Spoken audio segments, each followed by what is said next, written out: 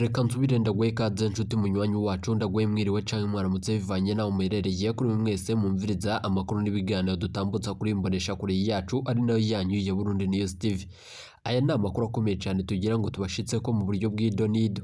Reka nsubire ndagukengurikiye cyane inshuti munywanyi kuri wewe wajije gupyonda ijambo sabone kuba tarabikora akandi ko karyonda gusoma muri musi video urabanditse ijambo sabone upyonde ko uracurabona ari akazu jyanaho nyene upyonde ko hama tuje turabana amakuru n'ibiganiro dutambutsa kuri imbonesha kure yacu ari nayo yanyu ya Burundi News TV.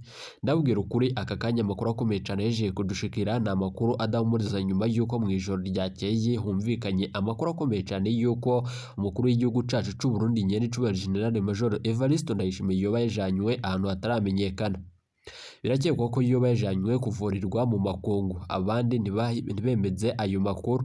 Amasoko yacu araza kugaruka ku makuru akomeye cyane ajanye n'amagara y'umukuru w'igihugu nyene c'ubahiro General Major Evariste Ndayishimiye n'ibindi bitandukanye.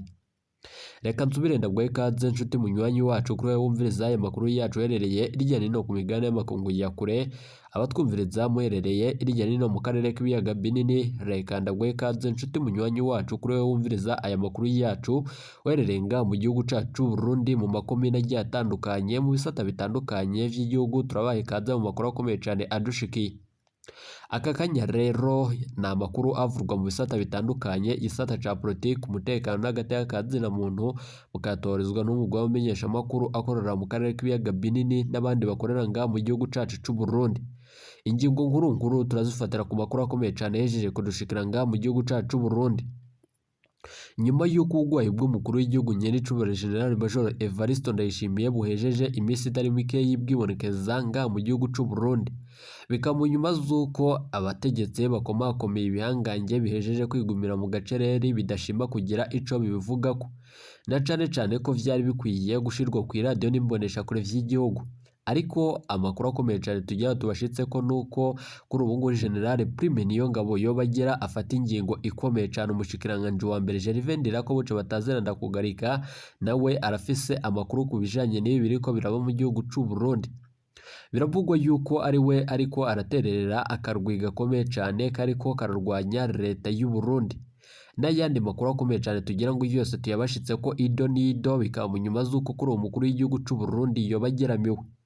General Prime Niyongabo ijyanganye nga mu gihugu cacu c'u Burundi coba kigira gifata ingingo ikomeye cyane yo gutembagaza ubutegetsi hakoreshejwe ibikorwa bitandukanye nk'uko vyibonekeje ngaha kuri Burundi News TV. Tukaba tugira vyose tubibashitse ko makuru akomeye cyane adushikiye. Bibaye mu nyuma z'uko kuri ubu ngubu abakozi ba radio n'imbonesha kure vy'igihugu bahejeje gukoreshwa amanama atandukanye kumva z'uko vyoba bigera biheze. Aka kanya amakuru akomeye cyane tugira tubashitseko nuko kuri radio n'imbonesha kure vy'igihugu vyongeye kwibonekeza ibikorwa bitandukanye nk'ivyari bihejeje imisi itari mike y'abivugwa.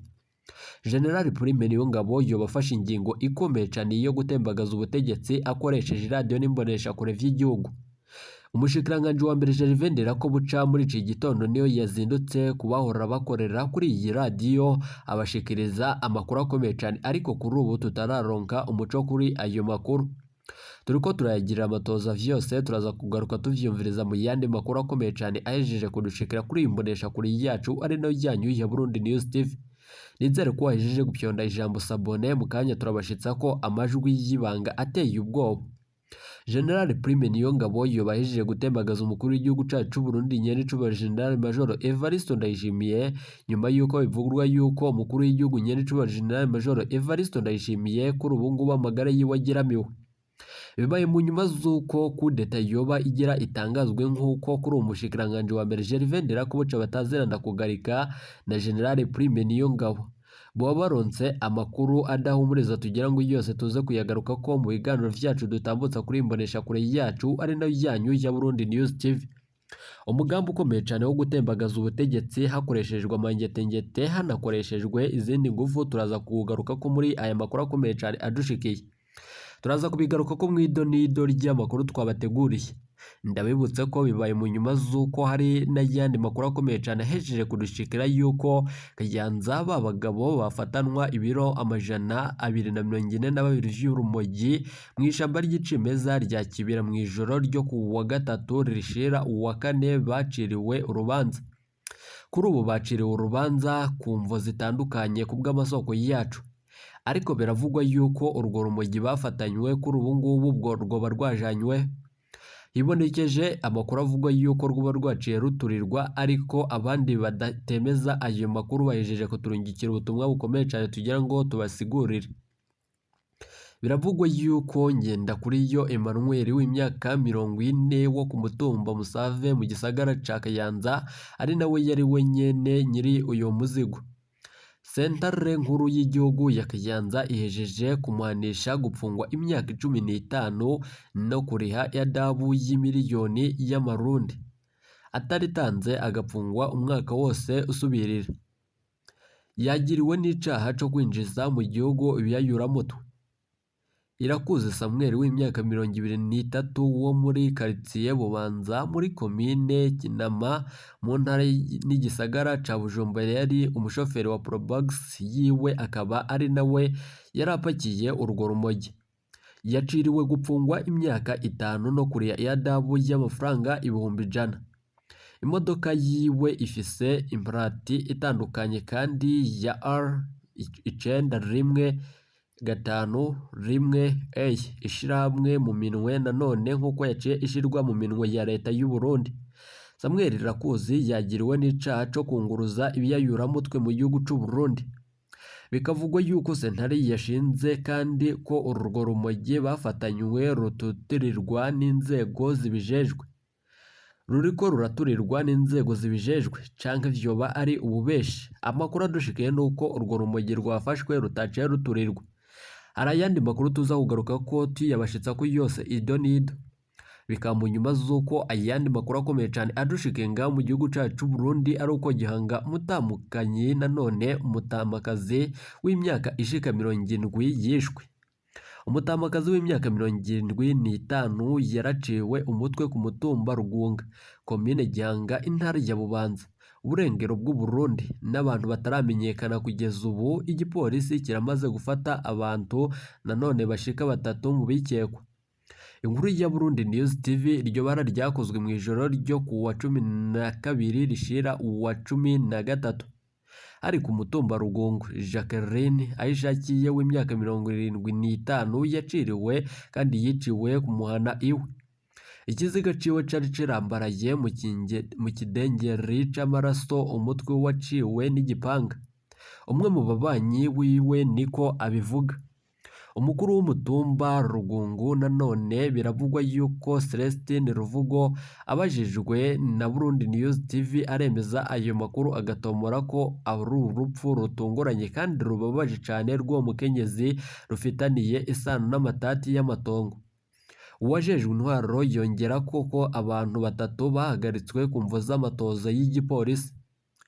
Amanama yo guhimiriza agiye gukorwa mu ntumbero yo gukinga ingeso yo kwihanira mu gihugu c'u Burundi, niko bishimangirwa na Celestine Ruvugo. Kubwo abanyagihugu uwo yishwe yama aja kuri sentare nkuru ya Bubanza mu manza z'amatongo. Urupfu rwiwe rwabaye mu gihe yari yaraye agiye kugenzura amatongo yiwe. Abikekwa na cane ni bamwe mu bagize umuryango wiwe nk'uko tubitomorerwa na bamwe mu begereye iyo dosi. Biravugwa yuko bashobora kuba ari bo boba bamwishe. Nayo ayandi makuru akomeye cane yeje kudushikira havurwa nga mu gihugu cacu Burundi n'ubundi Gitega, abavyeyi 2 bishwe n'abana babo Irweza n'Inyabututsi.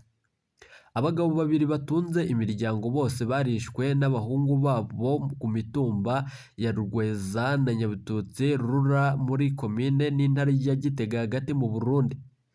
Ikiziga ca Pierre Bakundukize w'imyaka 68 cazuwe n'igipolisi co gukinga ibiza n'isibe ku wa 6 heze mu murima uri hafi y'urugo rwiwe. Ibisubwa mbere vyibonekeza mu gihugu c'u Burundi. Amakuru tubashikiriza arasa n'ayandi tuba twabashikirije. Biragaragara kandi ko bica vyumvikana yuko mu gihugu c'u Burundi hariko harakorwa ivyaha bitandukanye kandi bica gusa. Biravugwa yuko ivyo vyabereye mu mutumba Rweza muri komine n'intara ya Gitega. No mu misi itari mike yiheze mwarumvirije yuko naho haheje gutorwa ibindi biziga bitandukanye mu bisata bitandukanye ngaho Gitega. Ayo makuru yemejwe na Adolphe Nduwarugira umukuru w'umutumba Rweza avuga ko we yari yarapfakaye kandi yahora yibana mu nzu wenyene. Yari yabuzwe irengero ku igenekerezo rya 24 Myandagaro.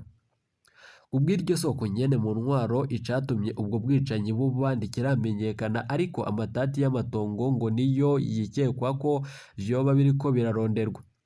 Birababaje cane ibiriko biraba mu matati y'amatongo na cane ko ari vyo biriko biribonekezamwo impfu nyinshi mu gihugu c'u Burundi. Umukuru w'umutumba Rweza amenyesha ko uwikekwa ari Ezekiel Niyubahwe w'imyaka 40, umuhungu w'uwo wishwe.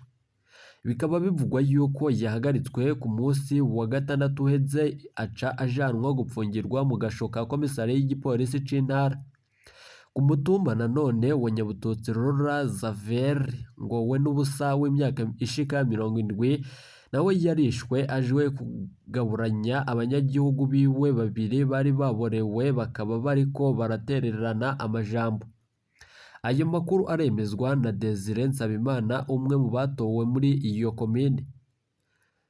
Atomora ko uwo yishwe yakubiswe ikibuye kinini cane mu mutwe. Ibi nivyo vyanibonekeje mu minsi yaheze. Abikekwa ko ubwo bwicanyi abahungu biwe ba Sylvain nanone Kazoya na Augustin Bangamwabo ubu bapfungiwe mu gasho ka komisariya y'igipolisi c'intara ya Gitega. Reka amakuru yacu tuyabandanize ku makuru akomeye cane nk'uko twebabwiye mu fiyafunyo umugambi ukomeye cane wo gutembagaza ubutegetsi. General Prime Niyongabo Igihanganye mu gihugu cacu Burundi afashanya n'umushikiranganje wa mbere Gervais Ndirakobuca bataziranda kugarika bahejeje gufata ingingo ikomeye cane no kwifatira ku gahanga umukuru w'igihugu Nyenicubahiro General Major Evariste Ndayishimiye. Kuko twebashikirije umukuru w'igihugu cacu Burundi mwijoro yafashe urugendo yerekeza nanone mu kibanza kitazwi. Amakuru adushikiye nuko umukuru w'igihugu Nyenicubahiro General Major Evariste Ndayishimiye yobazi cane ibijanye n'amagara y'uyu mutambukanye. Ari amakuru akomeye cane adushikiye ahejeje kudushikira aka kanya. Biravugwa yuko kuri ubukera inkuru nziza nawe yoba ari muri iyi dosiye na cane yuko ari inderetsi y'umukuru w'igihugu mu bihanganye no mu gisoda mu gihugu c'u Burundi. Gervais Ndirakobuca bataziranda kugarika yobagira afata ingingo ikomeye cane na cane ko kuri ubu hataramenyekana uwosubirira umukuru w'igihugu vy'imfata kibanza. Nyuma yuko umutambukanyi w'umukuru w'igihugu Angeline Ndayishimiye Ndayuba afashe ingingo ikomeye cane mu gisoda, ni ibintu bikomeye cane kandi biteye ubwoba. Ntivyahora biboneka ku zindi ntwaro nyuma yuko iyi ntwaro y'umukuru w'igihugu cacu ciza c'u Burundi Nyenicubahiro General Major Evariste Ndayishimiye vyabonetse yuko umutambukanyi kuri ubu wiwe yoba yajeje gufata ingingo ikomeye cane. Ivyo vyose rero turaza kubigaruka ko mu makuru akomeye cane. Kuri radio n'imbonesha kure vy'igihugu kudeta yoba igira itangazwe, ariko bigaca vyanka bivanye n'imigambi ikomeye cane y'ibihangange bitandukanye. Uyu mugambi nduri kurumvikana ko n'ibihangange bitandukanye nga mu gihugu cacu Burundi. Na nivyo biriko biratuma ibi vyose biheza bigateba kugira ngo bishirwe kuri radio n'imbonesha kure vy'igihugu. Wokibaza ati kuri ubu General Prime Niyongabo nici arashikiriza umukuru w'igihugu na cane ko bivurwa yuko yoba yabuzwe irengero. Umushikiranganje wa mbere Gervais Ndirakobuca bataziranda kugarika aje muri uyu mugambi nyuma yuko yibonekeje amakuru akomeye cane yuko hari ubusuma buriko burakorwa n'ibindi bitandukanye n'umukuru w'igihugu. Na cane ko hari amahera banyegeje, ariko kuri ubu kuyagabura bikaba vyaraciye vyanka. Turaza kubigaruka ko muri aya makuru akomeye cane adushikiye bikaba mu nyuma z'uko hari n'ayandi makuru avurwa muri Etat Major no mu biro vy'umukuru w'igihugu. Iki gitondo turonse amakuru akomeye cane tugira ngo tubashitse ko kuri Burundi News TV, wowe ntuje kure turaza kugaruka tubashitsa ko ayo makuru n'ayandi twabateguriye. Ndabakengurikiye cane inshuti banywanyi twabanye muri aya makuru n'ibiganiro dutambutsa kuri imbonesha kure yacu ari nayo yanyu ya Burundi News TV. Reka nsubirire ndaguhe kaze mu yandi makuru yacu aza turaza kugaruka tubashitsa ko ibice bitandukanye kubijanye no gutembagaza ubutegetsi bwa Nyenicubahiro General Major Evariste Ndayishimiye n'ibindi biriko biravurwa nga mu gihugu c'u Burundi. reka nsubire ndagukangurikire cyane inshuti munywanyi kuri we wajije gupyonda ijambo sabone kuba atarabikora kaniko karyo ndagusaba muruke musi iyi video urabanditse ijambo sabone upyonde ko uraca urabona ari akazu ujyana nawe nyene upyonde ko hama tuje turabana amakuru n'ibiganiro dutambutsa kuri imbonesha kuri yanyu ari nayo yacu ya Burundi News TV. Iteka umunezero no gusubira kubana namwe nivyo tubipfuriza. Iyi ni Burundi News TV.